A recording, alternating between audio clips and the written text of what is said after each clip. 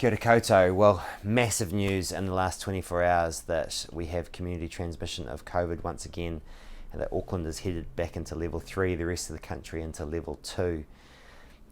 I totally understand if people are feeling unsettled and anxious. Please reach out for support if you need it.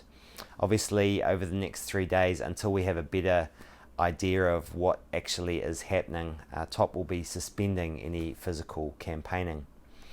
Now, as these issues come up, there's been quite a lot of conversation about whether COVID or the resurgence in COVID is the result of some ulterior motives from somewhere in government.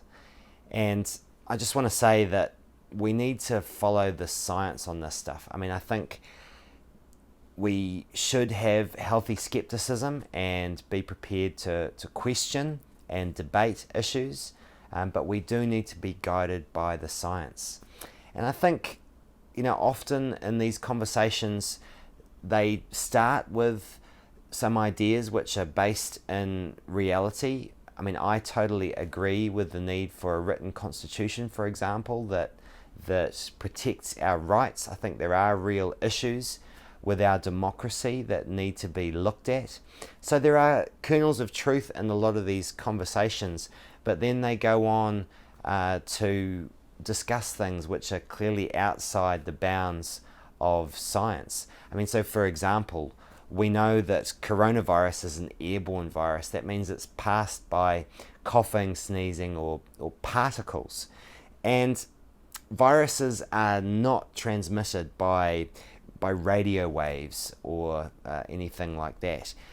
And so because coronavirus is an airborne virus, it can't possibly be transmitted by 5G because 5G uses radio waves.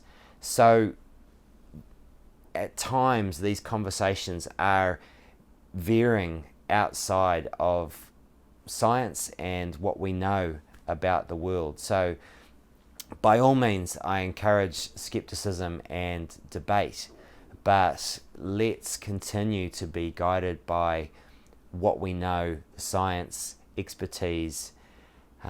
Otherwise, we risk heading down a massive rabbit hole with some of these conversations.